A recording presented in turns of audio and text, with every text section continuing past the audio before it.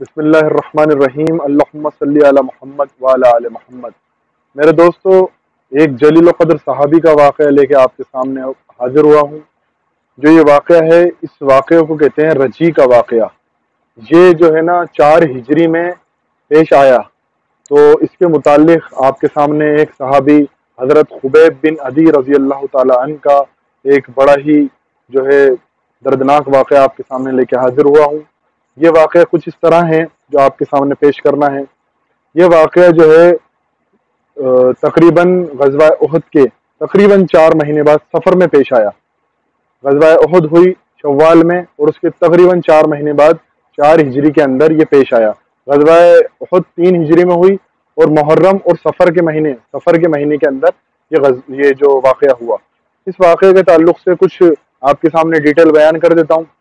دیکھیں، رابغ اور جدہ، اس کے بیچ میں ایک مقام ہے رجی۔ یہ رجی کا چشمہ ہے، وہ مقام ہے۔ وہاں پر ایک قبیلہ آباد تھا، حذیل قبیلہ جو آباد تھا، اسی جگہ سے 2 قبیلے، یعنی اس قبیلے کے نہیں لیکن اسی جگہ سے 2 قبیلے اللہ کے رسول علیہ السلام کے پاس آئے، اور انہوں نے جو ہے اللہ کے رسول علیہ السلام سے کچھ گزارش بھی کری۔ ان 2 قبیلوں کے نام تھے ازل اور قارہ۔ یہ 2 قبیلے اللہ کے رسول علیہ السلام کے پاس آئے اور گزارش کری کہ ہم جو ہے ہم بھی ایمان لے آئے ہیں، اب ہم چاہتے ہیں کہ ہماری تربیت اور ہمیں دین کی صحیح نالج اور صحیح فکر دینے کے لیے آپ کسی ٹیم کو ہمارے ساتھ بھیجیں۔ رسول اکرم صلی اللہ علیہ وسلم نے سفر کے مہینے 4 ہجری میں انہی کے ساتھ 10 صحابہ کو ان کے ساتھ بھیجا، اور ان کے امیر جو ہے عاصم بن ثابت رضی اللہ تعالیٰ عنہ کو بنایا۔ اس کے بعد اللہ کے رسول علیہ السلام نے ان کو روانہ کر دیا۔ جب حذیل قبیلے کے نزدیک یہ پہنچے ہیں 10 صحابی، تو ازل اور قارہ والے نے جو ہے نا انہوں نے ان کا ساتھ چھوڑ دیا، اور بنو لحیان یعنی حذیل قبیلے کی ایک شاخ تھی بنو لحیان نام کی، اس کے 100 تیر اندازوں نے ان کے اوپر حملہ کر دیا، ان 10 صحابہ کے اوپر، جس کے امیر عاصم بن ثابت تھے۔ ہوا یہ کہ نام سے وہ اپنی جان بچانے کے لیے ایک پہاڑ کے اوپر چڑھ گئے 10 صحابہ پورے کے پورے، لیکن انہوں نے جو ہے نا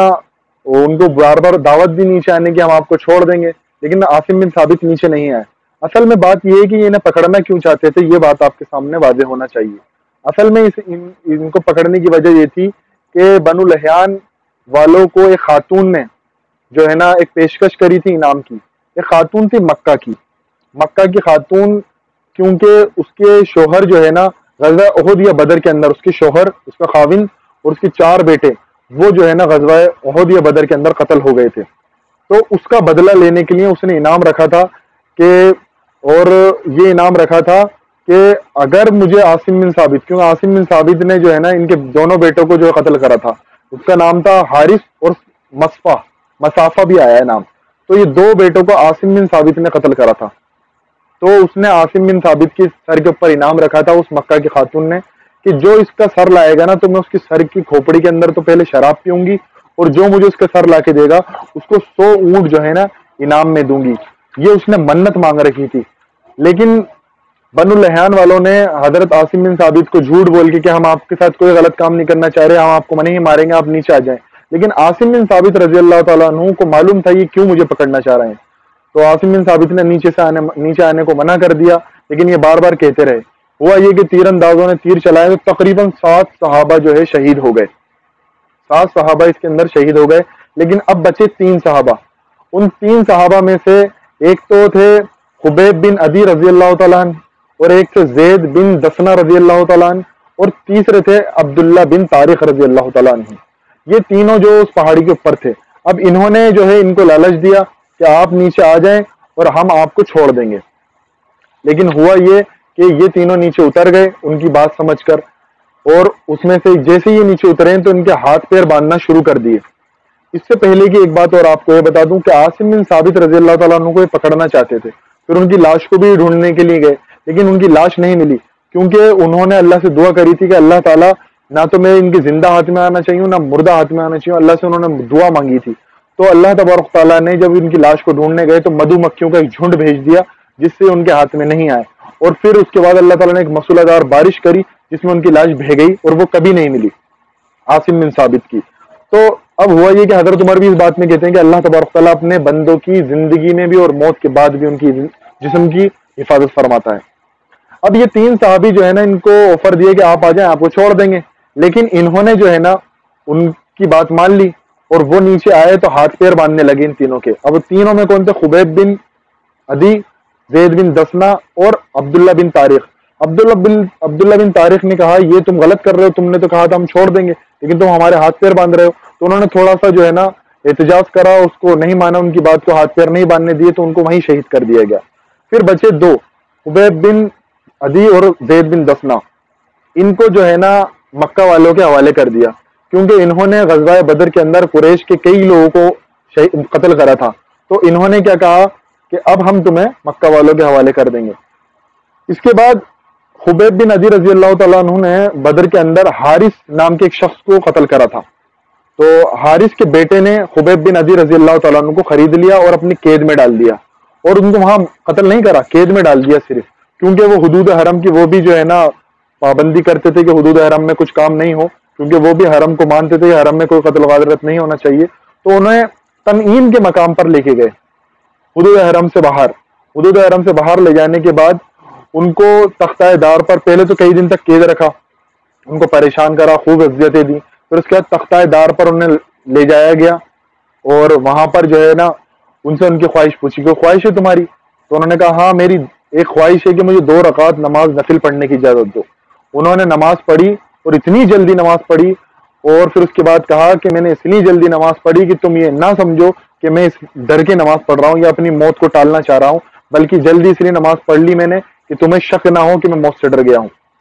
پھر اس کے بعد لوگوں نے خوب نیزے اور خوب تلوار، خوب چھرے ان کے اوپر مارے۔ جب وہ پوری طرح سے زخمی ہو گئے تو ابو سفیان، جو اس وقت تک اسلام قبول نہیں کرا تھا کیونکہ 4 ہجری کا واقعہ، ابو سفیان نے تقریباً جو ہے نا فتح مکہ کے بعد اسلام قبول کرا ہے، تو ابو سفیان نے ان سے پوچھا خبیب بن عدی رضی اللہ تعالیٰ عنہ سے کہ بتاؤ اب تم سوچتے ہوگے جب تم میں اتنے زخم لگ رہے ہیں، تم سوچتے ہوگے کیوں نہ تمہاری جگہ رسول اکرم صلی اللہ علیہ وسلم ہوتے، یعنی انہوں نے تو محمد بولا، کہ کیوں نہ تمہاری جگہ وہ ہوتے اور تم اپنے گھر میں اپنے بیوی بچوں کے ساتھ ہوتے۔ تو انہوں نے بڑا ہی تاریخی جملہ جو ہے ادا کیا کہ میں تو یہ بھی نہیں چاہتا کہ اللہ کے رسول علیہ السلام ہے جہاں ان کے پیر میں کانٹا بھی چبھ جائے اور میں اپنے گھر والوں کے ساتھ سکون سے بیٹھوں، میں یہ نہیں چاہتا کہ اللہ کے رسول علیہ السلام کی جہاں پر ہیں وہاں پر بھی پیر میں کانٹا چبھ جائے اور میں اپنے گھر والوں کے ساتھ اپنے خوش ہوں اور کھیل رہا ہوں۔ اللہ کے رسول علیہ السلام کے لیے تو ہماری جان قربان ہے۔ پھر اس کے بعد دیکھیں اس میں ایک چیز اور کہ حضرت خبیب بن عدی رضی اللہ تعالیٰ عنہ پہلے شخص ہیں اسلامی ہسٹری کے اندر جنہوں نے اپنی شہادت سے پہلے 2 رکعت نماز نفل پڑھی، اور اس کے لیے علماء کرام کہتے ہیں کہ یہ جائز ہے، جب کسی کے ساتھ ایسا معاملہ ہو تو وہ 2 رکعت نماز نفل پڑھ سکتا ہے۔ اسی طرح سے میں نے اس سے پہلے کی ویڈیو بھی آپ کے سامنے بنا چکا ہوں کہ ایک صحابی نے اور جو ہے جو نماز ادا کری تھی 2 رکعت نماز نفل، پھر انہوں نے جو ہے نا یہ دعا کری اللہ تبارک تعالیٰ سے کہ اللہ تبارک تعالیٰ تو جانتا ہے، ایک ایک کو ان کو گن اور ان کو علیحدہ علیحدہ کر کے مارنا، ایک کو بھی مت چھوڑنا۔ پھر ان کو بے رحمی کے ساتھ ان کو شہید کر دیا گیا اور لاش کو وہیں چھوڑ دیا اور اس پر ایک نگہبان پہرے دار بٹھا دیا کہ تنعیم کے مقام سے کوئی اس کی لاش نہ لے کے جائے، سڑتی رہنی چاہیے۔ لیکن جو ہے نا وہاں پر عمر بن امیہ زمری رضی اللہ تعالیٰ عنہ آئے اور ان کی لاش کو چپکے سے وہاں سے لے گئے اور ان کو دفن کر دیا۔ ساتھ میں ایک صحابی اور بچے تھے زید بن دسنا، ان 10 میں سے، تو زید بن دسنا رضی اللہ تعالیٰ عنہ کو صفوان بن امیہ نے خرید کے قتل کرا، شہید کرا، اور کیونکہ اس کا باپ انہوں نے قتل کرا تھا، ان کا باپ بھی غزوہ بدر کے اندر مارا گیا تھا اس شخص کا، صفوان بن امیہ کا، اور انہوں نے بھی اسی طرح سے ان سے بھی پوچھا تھا کہ کیوں تم بھی یہ چاہتے ہو کہ تمہاری جگہ اللہ کے رسول ہوتے؟ انہوں نے کہا نہیں میں تو یہ بھی نہیں چاہتا۔ انہوں نے بھی یہی بات کہی کہ میں تو یہ گوارا نہیں کرتا کہ میں اپنی مرضی کی زندگی میں اور اللہ کے رسول علیہ السلام جہاں پر ہیں وہاں پر بھی ان کے پیر میں کانٹا چپ جائے، یہ بھی گوارا نہیں کرتا۔ تو یہ ایک رجی کا واقعہ، بڑا ہی غمناک واقعہ آپ کے سامنے میں نے رکھا۔ اللہ تبارک تعالیٰ سے دعا ہے کہ اللہ تبارک تعالیٰ میں صحابہ اکرام کی سیرت پڑھنے کی، ان کو سمجھنے کی اور اس پر عمل کرنے کی توفیق عطا فرمائے، نبی اکرم صلی اللہ علیہ وسلم سے محبت کرنے کی توفیق عطا فرمائے، ان کی بتائی ہوئی تعلیمات پر چلنے کی توفیق عطا فرمائے۔ وآخر دعوانا الحمد للہ رب العالمین۔